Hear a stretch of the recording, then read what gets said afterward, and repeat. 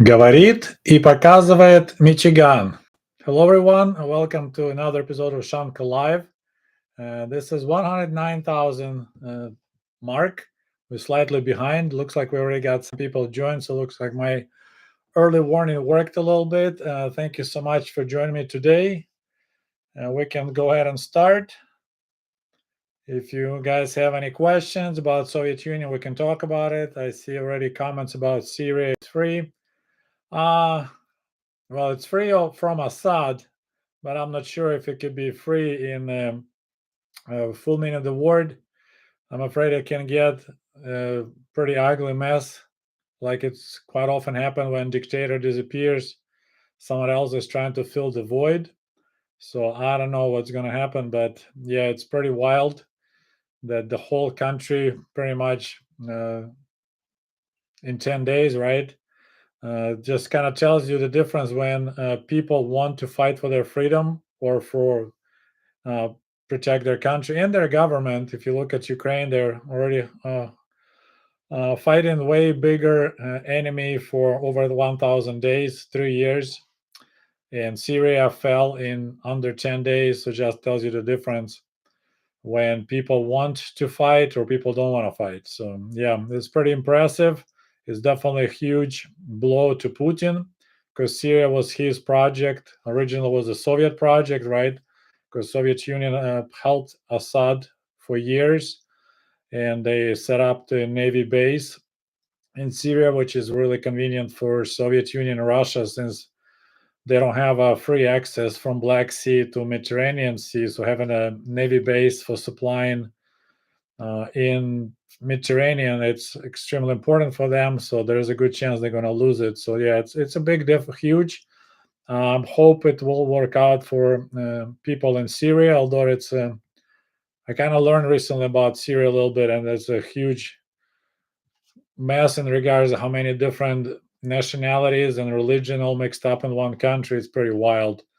In that regards, Ukraine is really way easier situation, but still we got in trouble because apparently some Russian people in Ukraine didn't like the idea of they have to speak Ukrainian in Ukraine. So anyway, so yeah, if you guys have any questions, let me know.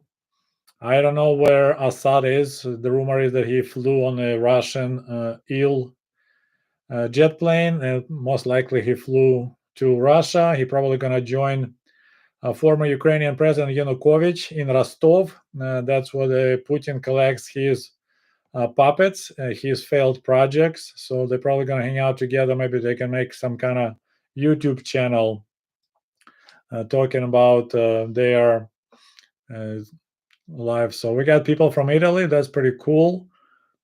That's pretty impressive. So thank you for staying awake. So it looks like everyone is buzzing about that. It's definitely, it just tells you that war in Syria, it's a separate story because some people claim that the mess started during Obama administration, but the main reason is the gas line going from Bahrain.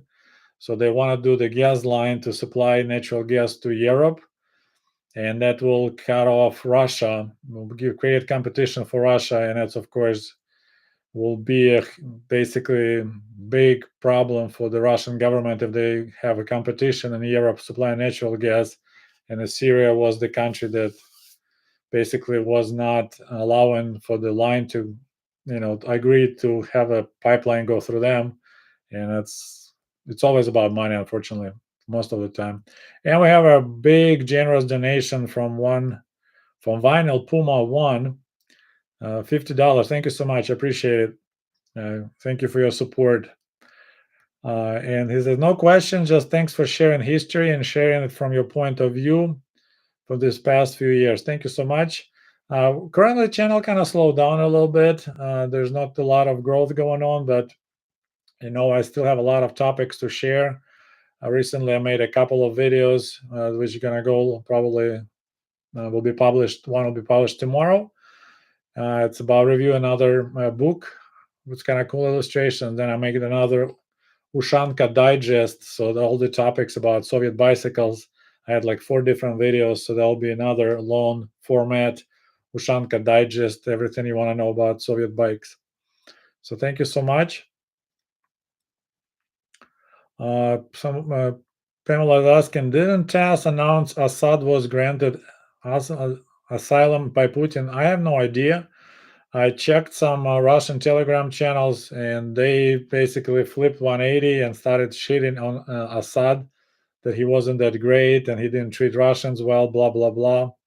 And apparently, in the Russian Wikipedia, they already changed the flag. They removed uh, whatever the flag of Syria used to be, and now it's a different flag of the rebels. So yeah, Russia pretending like it's nothing unusual happens. So that's pretty crazy.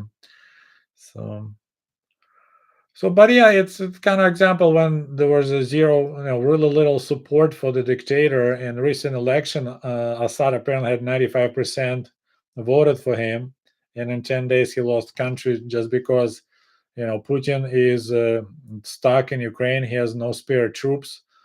He's himself bringing troops from North Korea, so he has nobody to share to spare with Syria and Iran.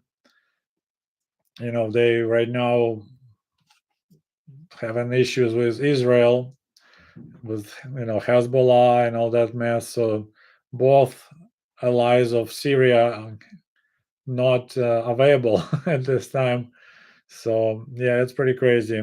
It went so fast, that it's a lot of Russian. There's Z bloggers, the pro-Putin people are not happy about it because Russia spent so much money and resources and lives prep holding supporting the Assad regime, and everything was lost in 10 days. So that's pretty impressive. So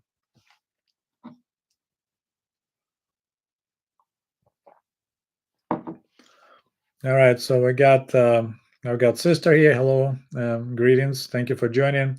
So we might get 50 people to 50 100 people viewers today. We got right almost 50, only 13 likes. So don't forget to like this live. Maybe it will help for YouTube to notice it. Once again, I'm in the YouTube pushed my channel in the dark corner. My videos just kind of barely get any views except one short that I uploaded, but it's all views coming from Russia, Kazakhstan, Ukraine. Although the title is in English, that's pretty crazy. So, all right. So we got first question. In Soviet Russia, well, in Soviet Union, did average citizen think the U.S. government and its people were separate, with separate opinions, or sort of one big entity? Uh, it's basically the only Americans that were not in line with American government were probably like a black population, because they constantly mention something about black population, that they were suffering under white rule. But generally, yeah, it was Yankees pretty much. It's another thing I kind of realized. You know, we in propaganda and in newspaper general, like there'll be posters says Yankees go home, but of course if you call someone from Texas Yankee, they won't be happy about it. So yeah, there was no like something that there is a separation of Americans in the government. uh, they'll talk about unemployment and other bad conditions that a lot of American people suffers, but it was not really anything presented like they're two separate entities. And of course, you need to keep in mind the huge difference between Soviet Union and America. Here, I mean, you choose your leaders, and you choose people that are going to be in your state, your governor, your local representatives. When in Soviet Union, elections were just window dressing. Communist Party will choose candidates for you, and you're going to go and vote. There's a single candidate. So it's definitely. Oh, we got Australia here, 11 a.m. on Monday. Thanks for joining, Ivano. Thank you. So we got people as far as the other. What is it? There's expression for Australia on the other side. So 11 a.m. on Monday. We got your new week started there. All right. So we got another my long time supporter and viewer, Bill. from Canada. Thank you so much for your donation. How was the winter in Kiev and how did they manage the snow? Well, kind of interesting. The winter in Ukraine, at least like Kiev region, was quite similar to what we had in Michigan. It was really unusually warm. Some of you may know or not, my brother got drafted and he serves right now for about 6 months. He's in Kharkiv region, so we're staying in touch. Uh, and he was saying weather was pretty mild and warm, and just recently only they got snow. I talked to my mother today. It was raining in Kiev, so weather's still pretty mild. But of course, they have issues with power because Russians constantly attack power plants. So my mom, she right now moved back to Kiev, and she said she quite a few hours a day they have no power, no electricity, but otherwise they're doing okay because it's essential heat, like hot water pipes and radiators. So even if you lose power, you still can keep your house, your apartment warm. So it's not too bad. So, okay, what else we got here? Trump said today he was going to end support for Ukraine. I mean, anybody surprised? Trump gonna say a lot of things. Trump gonna install 100% tariffs on the entire world. He's gonna build the wall, and Mexico gonna pay for it. Um, I don't think, as far as I know, it's not up to Trump. There's uh, military support for Ukraine. It's more complicated, so he definitely could make things worse, harder. But I'm not sure exactly how the packages gets approved. But I honestly don't know how president actually involved, who makes decisions, how much money to appropriate and send. I believe it's Congress. According to the Constitution, it's not president decision, so I'm not sure. But it's not as simple as just Trump saying no, I won't support Ukraine. But I'm not surprised. I believe he is a Putin puppet. He was in KGB pocket since 1988 when he went to Soviet Union for well, like almost 2 weeks, and after he came back from Soviet Union, he right away signed up to be a member of Republican Party. So that's kind of interesting how that happened. So anyway, yeah, we got another my supporter Sublime Mime. Thank you so much for your donation. Appreciate it. We got Colorado here. Hemisphere was the word. No, I think as you guys being called down under or something like that. Australia is down under. I think that's expression. To overcome YouTube algorithm, burying the channel, you need to ask your viewers to go to the search bar and directly type in your channel name. I ask everyone to do that in the next video. It works. Okay, so all right, so if you guys want to help me to push this channel a little bit, make it more visible, get more subscribers, more visibility, exposure, next time you go on YouTube, just enter into the search bar Ushanka show. Maybe it will trigger more Ushanka show being shown to other people, because it's crazy. For amount of videos I made about Soviet Union, I don't show up in the search about Soviet Union.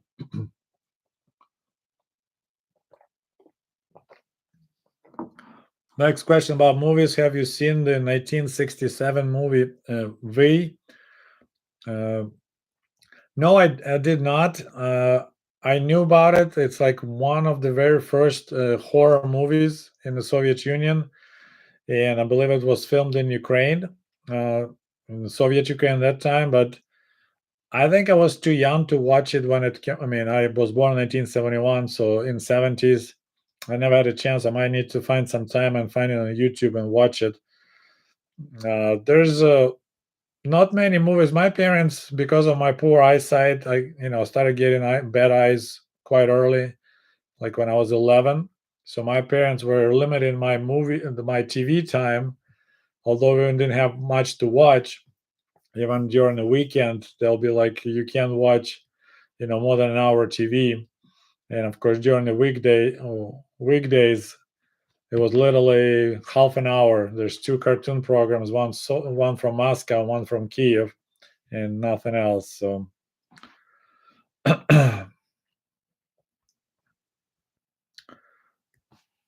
so yeah, looks like I need to create some kind of team or squad who can do some searching for my channel, see if it will wake up YouTube and put me somewhere in the searches.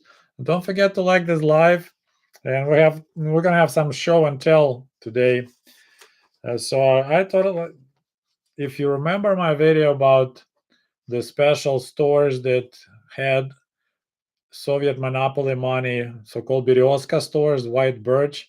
So that's where you could use hard currency or special checks. So if you work overseas, this is what government will pay you. So this is so-called check or bona. So if you're a sailor, if you work in an embassy somewhere in Africa, in the United States, they don't want to pay you in dollars. They'll give you some, but your main salary will be in this monopoly money. It's a special Bank, Bank, and because you could buy a lot of cool goods like Japanese boomboxes, other stuff, VCRs, videotapes in these Berezka stores, uh, people will give you 5 rubles, real Soviet 5 rubles. We'll find some of those too, just for one of this monopoly money. So that kind of was exchange rate because it was so valuable. So people who worked in other countries, Soviet citizens, they could get really rich because although their salary officially was low, because these checks were in such a high demand for the good to because they could buy cool goods, Marlboro cigarettes, whatever. So, so yeah, I have one of those. And I made a video about it if you guys missed it. And it's another one that's for 5 rubles. So yeah, this is like the crazy stuff Soviet government did with their currencies, and because they were so short on the hard currency, all these fake monies. And this is for, you see, there's an anchor, right? So that's for the sailors. So yeah, I think both of them, yeah, both got anchors. So yeah, this will be sailor currency. So it's my cousin Tanya. She married a guy who worked. He wasn't a sailor, but he was repairing refrigerator ships. So he would fly to like Central America if the Soviet ship broke down, like fishing. Anyways, fishing boat. So he will fly to Central America, South America to fix it, and he was getting paid with this, and he was making really good money, bringing goods and then speculating. We call him speculante. Wow, you guys are generous tonight. I appreciate that. So thank you so much.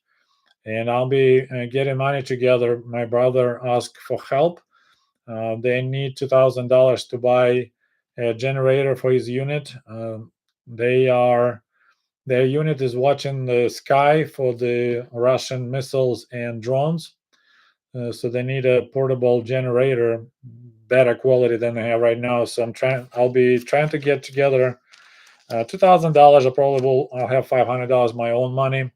So all this money that you guys donating today, that will go to help my brother and his unit fighting for Ukraine.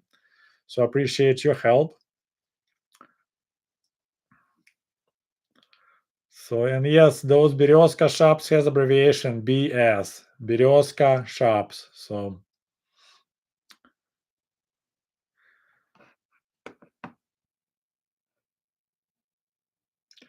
we got another donation from Koala. He is always generous. Thank you so much.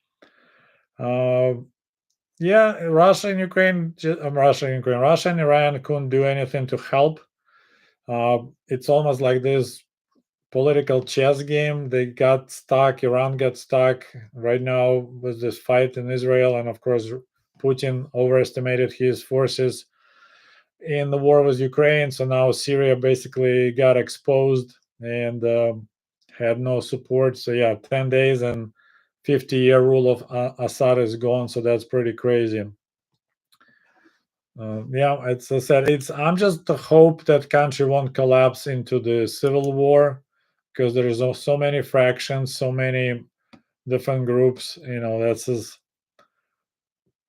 it's scary. It just could be another bloodbath. So fingers crossed. So,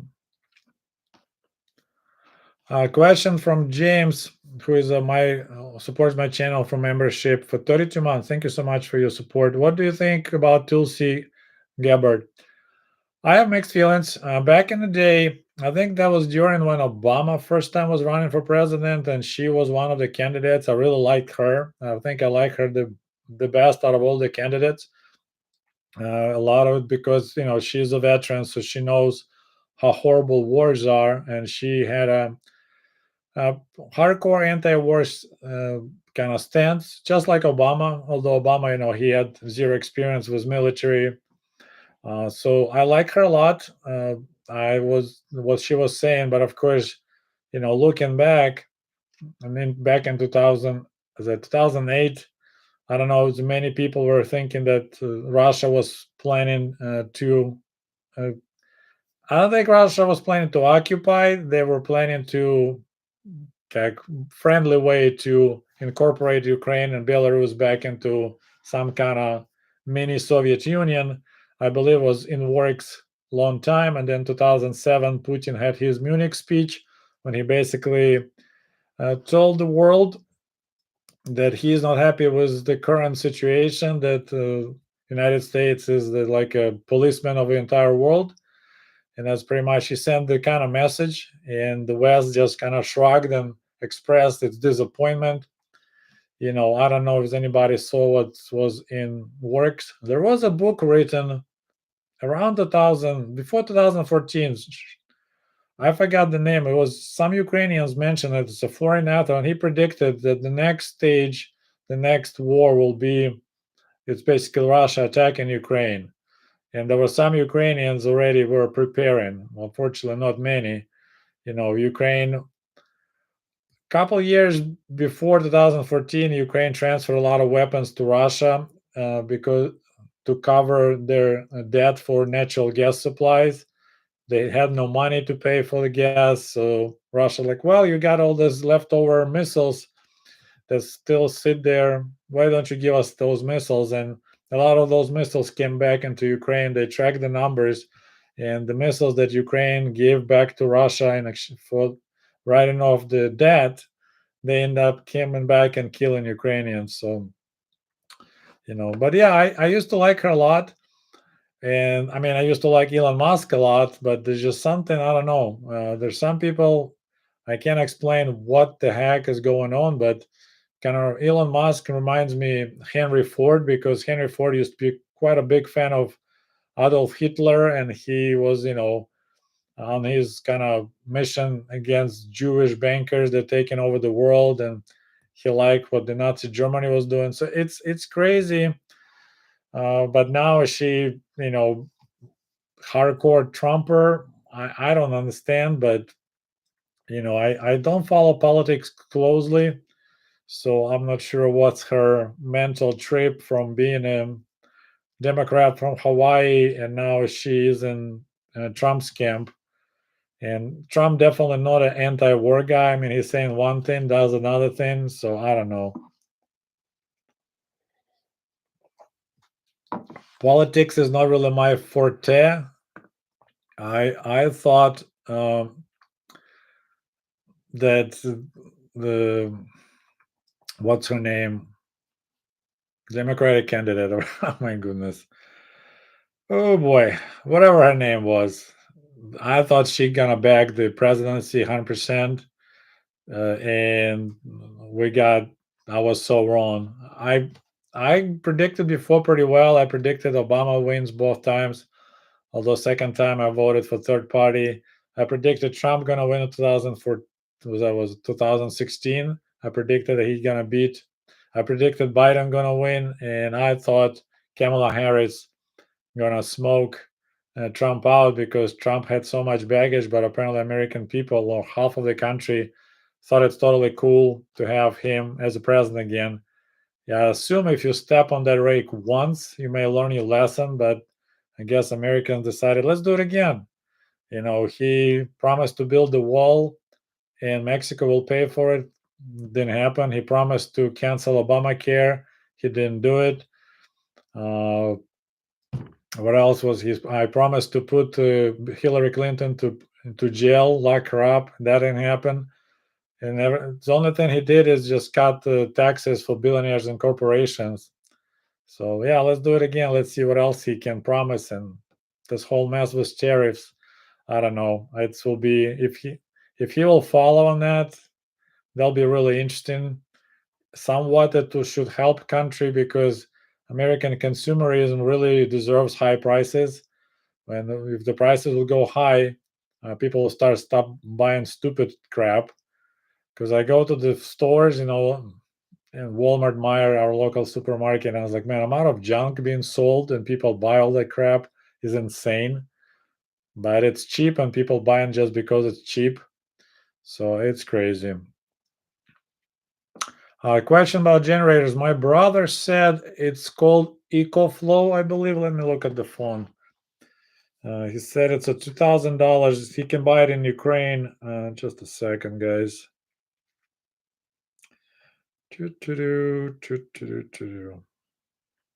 He said they're looking for EcoFlow Delta 2 Max. That's the generator. I didn't check for what it is, but he's kind of into electronics and he repairs stuff, so he kind of knows his things when it comes to that part. So that's what he's asking, EcoFlow. So anyway, so yeah, anybody who can help, your donation will be appreciated. I said I'm trying to raise $1,500. I'm putting 500 on my own money, so we will see. Another comment from Craig. Henry Ford was a control freak, just like some modern characters. I read a book about him, and yeah, it's like I have a mixed feelings about the guy, uh, because he was the one who kind of put the foundation of creating the middle class. He just doubled the pay for his workers because he decided that I need to pay my workers enough so they can afford my car, and that's pretty much $5 a day at that time. And of course, I don't know anybody right now, any owner of the company could do that or will be willing to do it. And of course, most large companies now it's the public traded companies, so you can't just double pay for your workers because then shareholders will be screaming bloody Mary. So I don't know. But then, of course, he hated the labor unions. And then he had this really weird, like you said, control freaks. Like he provided housing for his workers, but then he had a special, like a NKVD, KGB group going into houses, making sure the workers don't waste money on alcohol. I mean, it's a kind of good thing, but it's like it's a little bit overreach. I don't know. So yeah, it was an interesting book to read. Uh, yeah, it's people like come on. I don't know why I had a brain fart. It's just completely that name. Laras, by the way, I saved all the flyers that were. Man, we got tons coming from both. You know, Kamala and Trump. So I just want to follow it and watch, see, because there's a lot of promises that Trump was making. I was like, man, he sounds like a Democrat. Not don't touch the Social Security. Uh, you can vote by mail. It's just like the language changed so much from 2014. So anyway, so that'll be interesting. But generally, big picture, I like to live in America Soviet style. What I mean Soviet style, in Soviet Union, housing was really cheap, not free but cheap. So I put a lot of effort to pay off my house.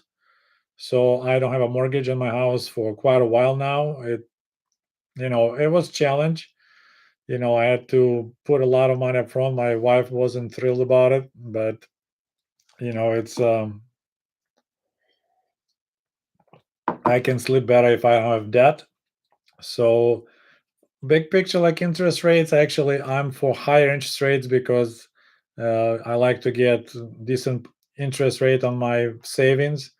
So this type of, I'm on the opposite side of consumerism, and I believe if a lot of Americans will be like me, like people like me, they destroy American economy because I don't smoke. So that's I don't know how much, $5 billion, out of the American economy. I don't drink much. I don't drink beer at all. I don't know how many billions of dollars that will hurt a lot of companies and jobs.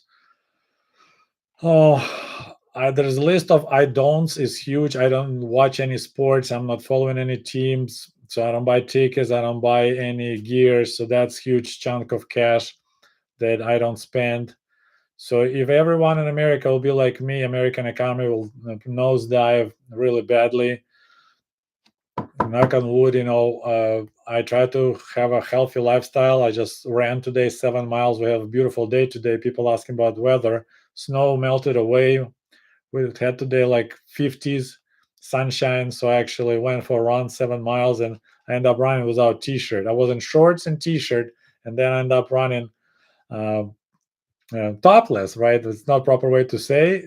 Men are shirtless, women are topless. So I had to take my t-shirt. So it was so nice and warm. Question: yes, it's my new glasses. I have reading glasses. Sometimes I put reading glasses when I do live. I'm getting. I mean, I was blind for a long time, but getting my eyesight get worse. Henry Ford was American Bandera. Eh, you probably. I won't have this comparison because Bandera was a terrorist who was killing Polish officials, the one that were doing a policy of what is the name? So, anyways, they were like forcing Polish culture, language on Ukrainians and religion. So Banderas began his activity as the revolutionary terrorist. He was national terrorist, just like Lenin older brother Alexander, who was trying to blow up Russian Tsar. Bandera started his activity as the national terrorist. That was a popular way to fight the government. I don't think Henry Ford did any terrorist attacks on the White House. I don't think he stormed Capitol or anything like that. But that's the origins of Bandera movement. He was one of the most active terrorists in Poland because Western Ukraine at that time was under Polish control, and Poland was actively doing policy of politization. Some Poland, I don't know how to say it, but anyways, just like Russification, there was a Polishization. So anyway, and he was racist. Yeah, so that's a lot of things. So next question: do you recall how the Afghanistan war was covered in Soviet news? Of course, absolutely. Uh, when the USSR pulled out in 1889, how was that news presented? It was just like a mission accomplished, pretty much. We didn't lose. We just decided to. It's all good. We can get out. But yeah, initially the whole topic, just like Putin doesn't say that what's going on in Ukraine is a war. It's a special military operation. Same Soviet propaganda. I'm sorry, was calling it's our international duty. So we went there to perform our international duty, internaциональный долг, and those soldiers were called воины интернационалисты, so warriors internationalists.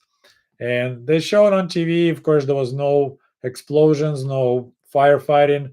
Here's our soldiers planting trees in this little mountain village. Or they set up generator and ran the power lines to this kishlak, so the locals can have electricity. They helped open the school. So on official news, like early 80s, that was pretty much all uh, was the expression like, roses, flowers, everything pretty, and then like it was gradually getting worse. It's only when perestroika started with Gorbachev, then they started telling the truth about deaths and how many people died, and that's kind of was when people realized how ugly situation was. So yeah. So once again, koala question. It's not snow in Michigan. It's all melted. We had some snow, had some pretty ugly days. Was a lot of because I live in Michigan, so Lake Michigan here, right on this part, and I'm down here. uh, Lake Michigan lake effect. So we have this just like looks like a snow trains, just narrow bands of just a huge amount of snow. So you can drive. There's like bright sunshine. Next thing you hit the white wall, cars in the ditch. It just can be crazy. So we had that a little bit. So there's a comments on the echo flow generator. I don't know. He just asked for that, and I need to look it up. Maybe that's what they want. They just want they can't run it maybe where they at. So they need to just have a like a battery pack that provides power for because they use Elon Musk Starlink system to communicate when they watch for the Russian missiles and drones. So that may be what they need to have a big battery pack so they can have enough juice while they are on the front lines watching for the missiles. Okay, so we talk about Afghanistan. I need to make more videos on that topic, definitely, because I actually kept a lot of articles once they started coming out in Soviet newspapers. It was such a shock. So, and I'm being a nerd. Any articles I find interesting, I'll cut it out and put in my little archive. I brought it here to Michigan, so we can look at that, make a video on that topic.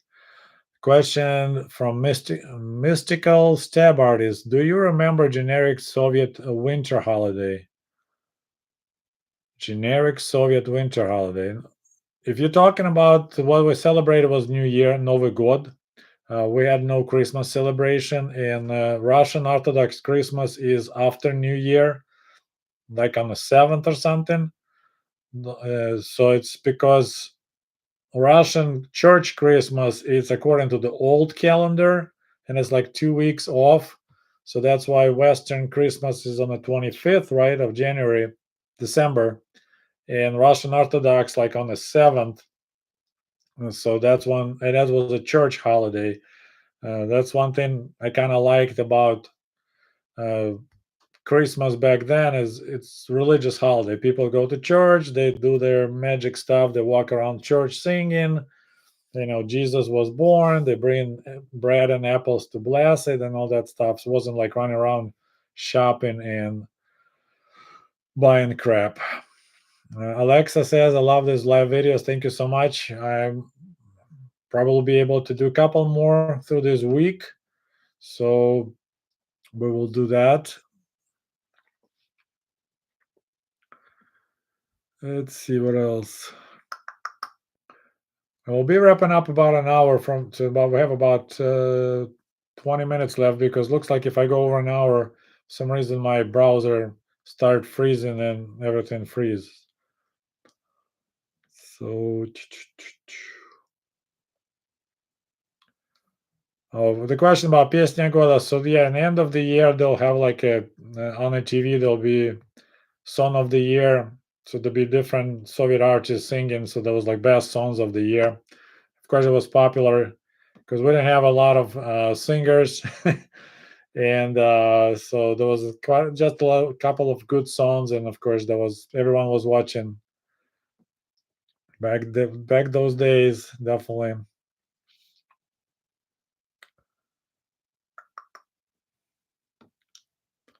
So we got people looking up for the generator. It's not a generator, I guess. So that's the battery pack. I wasn't looking for myself, but he said it's about $2,000 in Ukraine. I guess it's be cheaper to buy in Ukraine instead of shipping one unit from United States. I already sent quite a few supplies to my brother, like winter boots, socks, and gear. So unfortunately, some of that shoes they get in army is not that good quality. Hey, we got sister. Thank you so much for your donation. Appreciate. What made you want to come to USA over Canada or Western Europe? Well, I went to Western Europe before I went to America. My first trip was Poland, but of course there was not a tourist trip. I was smuggling vodka. Then I went to Germany. I wasn't considering moving anywhere.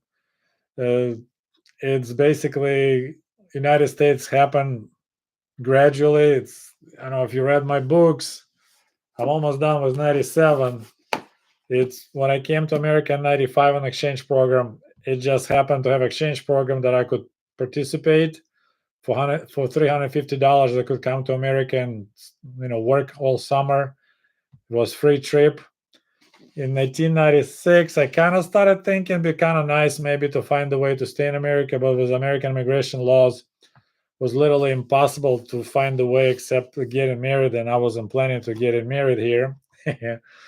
uh, so my plan wasn't when I eventually, like in 1997, I became seriously like considering, yeah, that'll be great, but I just saw no way uh, to stay in the United States. So I was aiming for Canada because Canada still accepts people. They have a system. Like United States doesn't have a system of, like you go to American embassy in your home country and you're just like, hey, I would like to immigrate to the United States. And they're like, okay, well, there's the paperwork, and have this point system. Like that's what Canada has. You need to be, specific age.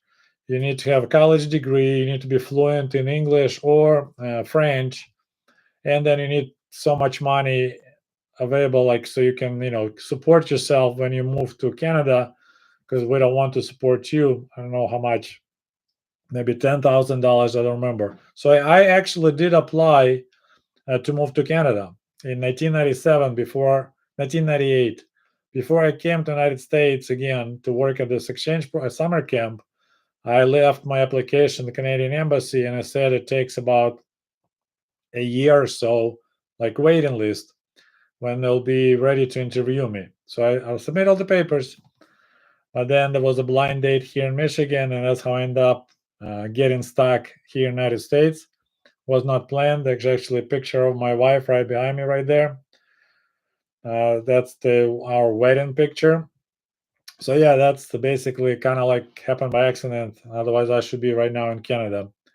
Then, of course, I already was married to my wife when Canadian Embassy called my parents in Kiev, and they said they're ready for me to go for the interview. But it was too late by then. So it was nothing like I was choosing.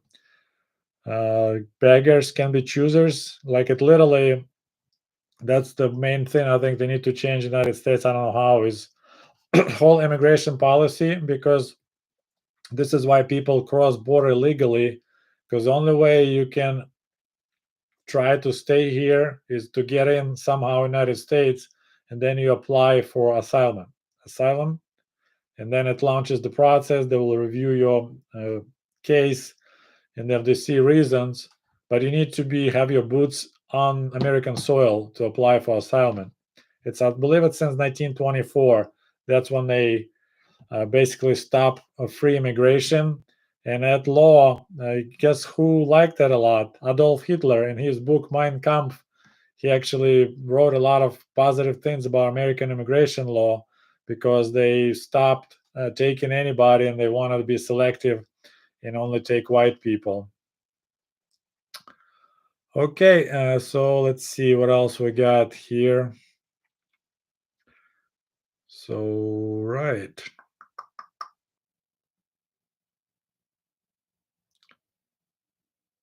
So one of my viewers right now says it's a nice day today. I'm in the Wajak. That's another thing. It was a challenge to learn how to spell how to pronounce the Wajak, Dowagiac, Michigan. Sister Lakes. It's actually Camp Rosenthal is on Black Lake Road, right next to Sister Lakes. We used to go to the bar.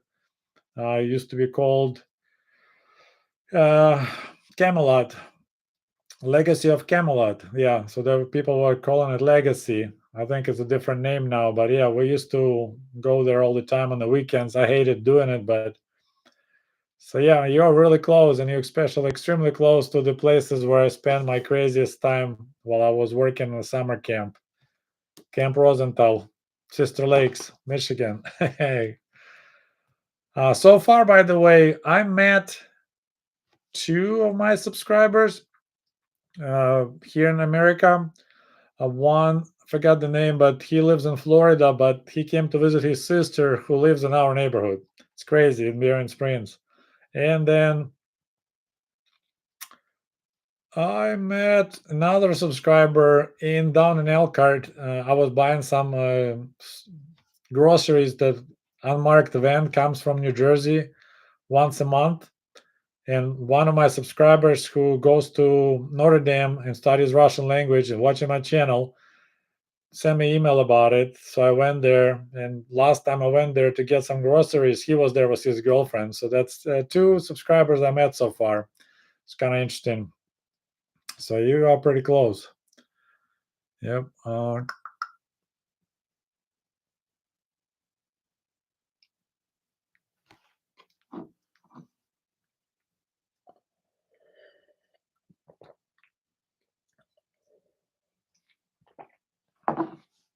So the word I was trying to say about Poland, what Poland was doing in Ukraine was Polonization. And this is pretty much the kind of origins of Ukrainian nationalism. They were fighting Polish Polonization. And it's kind of sad. I feel bad what Soviet Union, Russia, and then Soviet Union did to Poland. Especially Poland got attacked by, they were the first victims in the World War II, right? Hitler attacked Poland, and then Soviet Union stabbed Poland in the back, and they occupied together, broke it apart, and then when the war was over, huge territory. Poland lost huge territory, and it was occupied by the Soviet Union. I mean, they were forced to have a socialism, so the country suffered initially, and what happened. But if you roll the tape a little bit back, Poland was under Russian control for 100 years. After Napoleon War, when Russia pushed back and went all the way to Paris, then somehow Poland became part of Russia. That's miracle how it's happened, right? And Poland was struggling for its independence. They had several uprisings, Kostyuszka, all that stuff. But once they became independent again, when Russian Empire collapsed in 1917, they right away started taking over territories they considered Polish, even there was more Ukrainians there than Poland, and they started one nation, one country policy, and they started hardcore Polonization, uh, giving land to Polish military veterans in Ukrainian territories, shutting down Ukrainian churches, placing Polish Catholic churches, shutting down Ukrainian schools, all that stuff. And of course, so that was when Ukrainians started fighting back, and that's the beginning of Banderov movement, uh, organization of Ukrainian nationalists. Thank you so much. That's another donation from Magister Militum. Do you what they call an excavator in Russia a shovel with the engine? I'm not sure. Sorry, comment. Do you what they call excavator in Russia a shovel with the how do you call an excavator in Russia? A shovel with the engine. Okay, so that's a Soviet joke.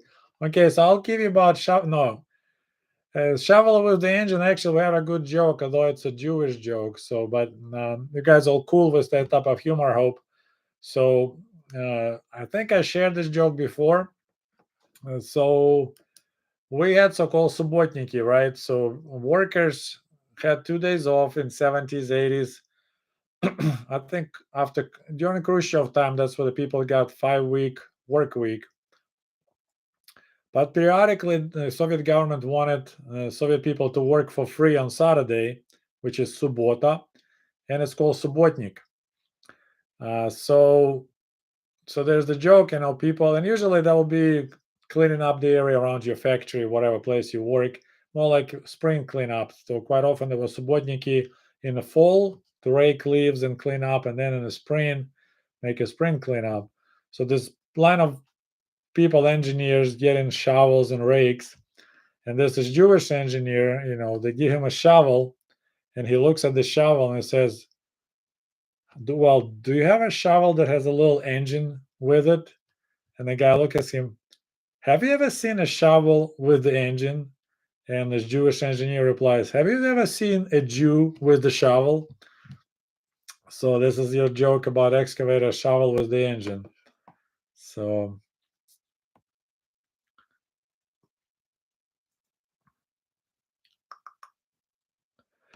question, did you see the Reagan movie? Nope, I didn't see it. It would be interesting actually to see Gorbachev's scenes. I might need to talk to my wife, see if we can watch it maybe tonight or tomorrow. Well, there's a really cool SNL episode on YouTube. It shows Reagan and Gorbachev, and Gorbachev is being played by Danny DeVito. It's hilarious. I like that thing a lot. It's really funny. Question, best Soviet songs about Afghanistan war. There's quite a few. There's a Black Tulip song by Alexander Rosenbaum. I can give you quickly. Let me see. I'll put a quick search and I'll give you the link. Афганские песни.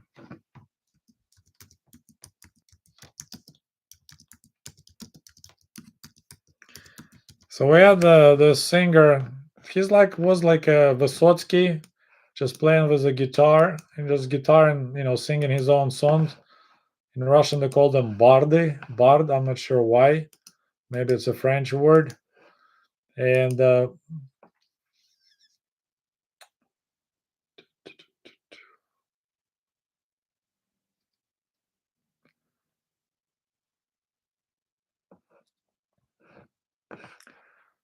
I think this is the best song about Afghanistan that what I like.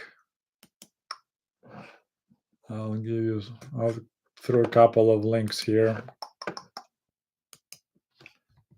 I just do AF for the short, so it's there's one coming up. Boom. And I'll do another one. There's another one came up here. На перевале дождь. There's actually his concert. Okay, so there's another one.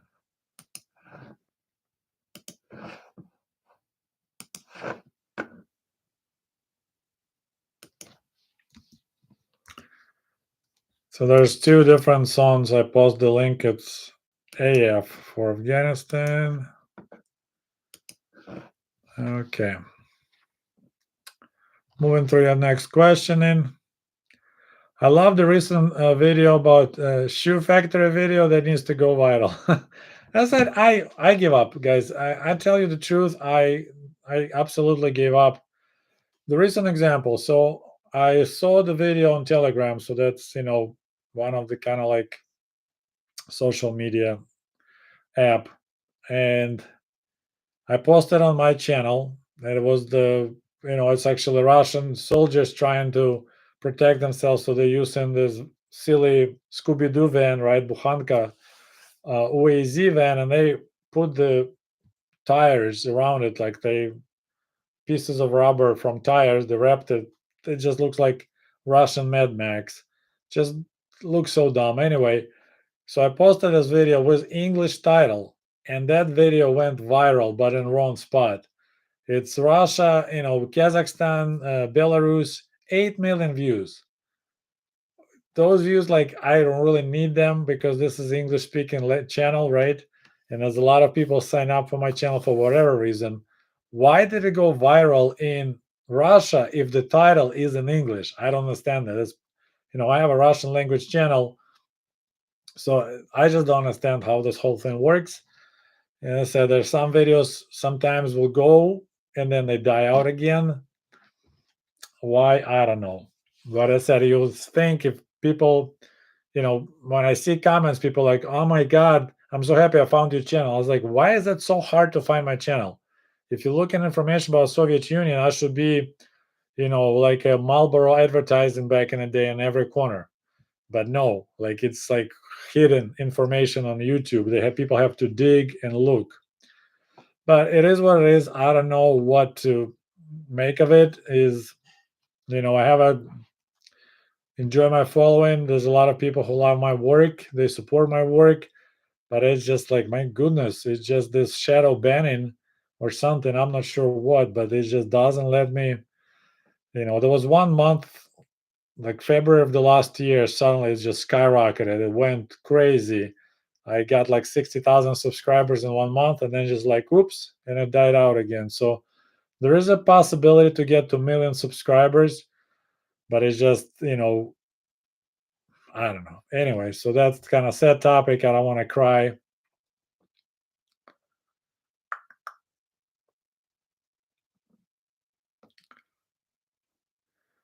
Let's see. What else in this question? The question: what did Soviet schools teach about about the Soviet government works? Honestly, I don't think they taught much. It was literally, if you start digging into the topic, probably Soviet government didn't want Soviet people understand how it works. And I'm planning to make a video about Soviet nomenclatura because officially we were, the name of the country is the Union of the Soviet Socialist Republic. So Soviet, it's actually should be called Council. That's a Soviet. So it's a group of people get together. Like Indians have a powwow. So that's a council. You get some elected people and they making decisions.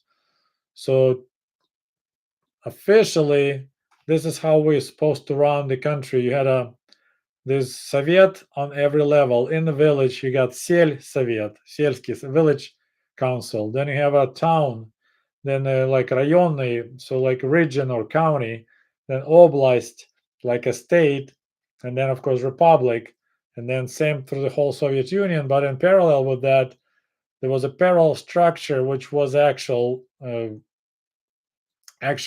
power that was the Communist Party, and they had their committees, and that was like rice palcom, so that will be in every region in it. So there was a two. One was the window dressing, and one was the actual government structure. But they don't want you to know about it. So I honestly don't recall anything about they taught who how it works. And the most bizarre situation, like officially, the leader of the Soviet Union was not like Brezhnev or Andropov because they were just the main guy in the Communist Party. But everyone knew that he's the main guy in the Soviet Union, although technically it was the председатель Presidium of the Soviets. So the Supreme Soviet had a presidium, and the leader of that presidium technically was the leader of Soviet Union, but most of the time people didn't know the name. It was always General Secretary of Communist Party, which is like why you're leader of the party, not of the country. But they didn't teach us, and like I don't recall really.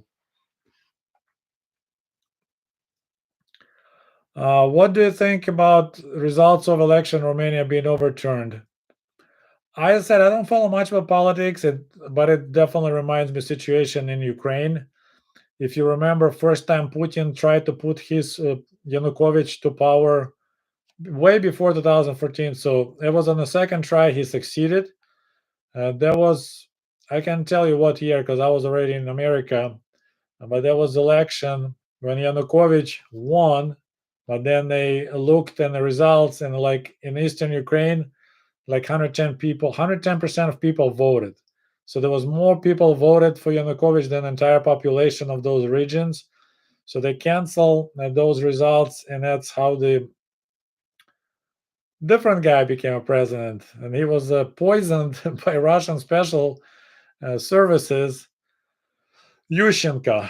So that was so-called Orange Revolution. That's the first attempt when Putin wanted to set up his puppet Yanukovych to power to finish it, to wrap up Ukraine and just like Belarus to become, satellite of Russia.